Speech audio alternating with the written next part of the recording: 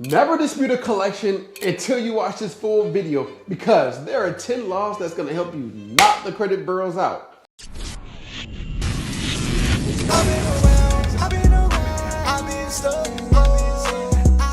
What's up, family? I'm back with another one. Hey, if you're new to the channel, welcome to the family. So in today's class, I want to break down 10 specific laws that's going to help you remove that collection so it doesn't stay on your credit report for the next 7 years. And I'm breaking it all down for you step by step by step. All right, so sit back, relax, grab a pen, get some paper, get something to drink, because I'm breaking it all down for you. All right, so first things first, what you want to do is understand we got to get into I ain't going to say the word, but we got to get into these laws. Now, I'm not a lawyer. I'm just here to show you your rights so you can understand what's going on so you can remove that collection because I understand life happens. So let's break it all down.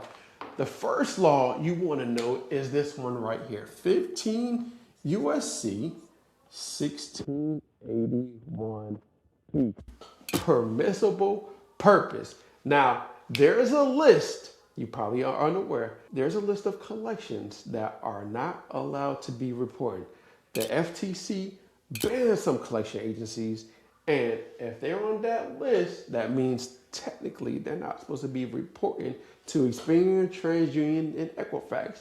So if you want to look up the list of banned collection agencies, I'll put the link pinned to the description so you can check that specific link out. And if they're reporting a leverage the law, leverage BBB, leverage CFPB, and then leverage the Attorney General's office, all right? Because they're not supposed to be reporting because they're banned, all right? Now, the second law that you want to leverage is 15 USC 1681E, maximum possible accuracy, all right?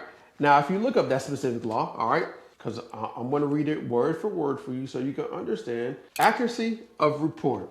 Whenever a consumer report agency prepares a consumer report, it shall, keyword shall is like it must. There's like no if, ands, or like it must, all right? Follow reasonable procedures to assure maximum, not minimum, possible accuracy of the information concerning the individual, which is yourself, about whom the report relates.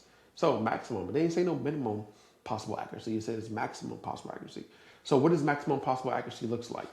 When you get your consumer report from Experian, TransUnion, Equifax, those accounts on the reports are supposed to be assuring maximum possible accuracy. So for an example,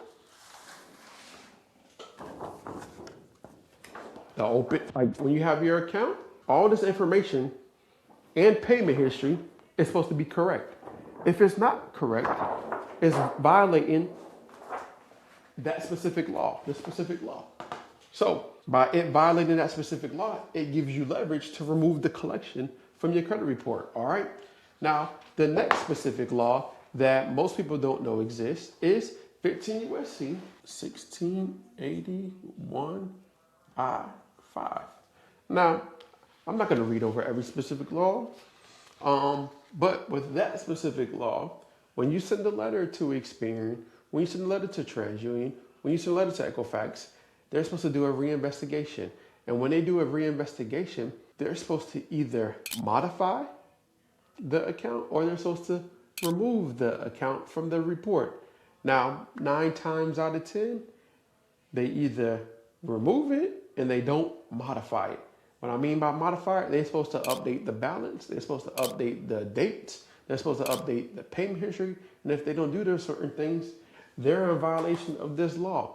And what happens is when you send a letter in and they say it comes back verified, did they actually do their specific job that they're required to do according to this right here? When you send a letter in, the next law that's important as well is part of 15 USC 1681, 1681.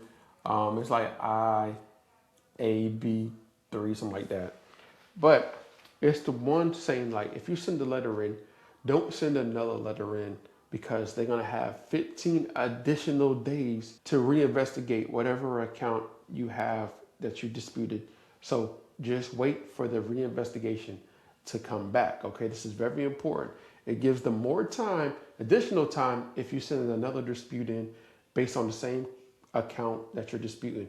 If you're disputing a different account, that's totally different. But if you're disputing a collection or whatever collection you sent the letter in, don't send in another letter until the reinvestigation is fully complete with Experian, TransUnion, and Equifax. And then you send off your next set of letters. All right, you're gonna have 15 additional times, and you know that's 45 days. All right. So the fourth law that you need to know. Now, the next set of laws is 15 USC 1681 I-7, right? Now, with this specific law, your collection came back verified because they said verified. They really verified the account. All right, so 15 USC 1681 I, you can ask for the description of how they verified the account, and they have to provide it to you, right, within a timely manner. 15 days, they have to provide it to you. So in 15 days, they have to address of how they verified that specific account. And if they don't, guess what? They're in violation of that specific law, okay? Now, the next violation I want to break down for you is 15 USC 1681 I-6, right? Now, with that specific law, guess what? That law is important because it gives it more context. So 7 leads into 6, like 3, something like that, right? And then B, like 3B3. And it says, a notice, if requested by a consumer, description of the procedure used to determine the accuracy and completeness of the information shall, here go that word again, be provided to the consumer by the agency, including the business name and address of any furnisher of information contacted in connection with such information and the telephone number of such furnisher if reasonably available, right? That's very important. They're supposed to provide all that information to you within 15 days, all right? Now, the next law that's important, 15 USC 1681 I-5. And it's like, now this is talking about reinsertion. So if you got the collection removed from your report, right, there is a list of requirements that is supposed to happen if accounts get, removed and they're trying to reinsert it back on your credit report. So let's talk about if any information is deleted from a consumer's file pursuant to subparagraph A, the information may not be reinserted in the file by the consumer reporting agency unless the person who furnished the information certifies that the information is complete and accurate, right? If any information that has been deleted from the consumer file pursuant to subparagraph A is reinserted in the file, the consumer reporting agency shall notify the consumer of the reinsertion in writing no later than 5 business days after the reinsertion, or if authorized by the consumer for the purpose by any other means available to the agency. All right. So there are things that are required to reinsert account or collection back on your report. And if they don't follow this procedure that is outlined, they're in violation of your rights. All right. Now, the next law that's also important is 15 USC 1681 CC. Now, this is based on, let me go to it for you, so I'm reading the correct thing. All right, 15 USC 1681 CC, running of reporting period. Number 1, so this is very important.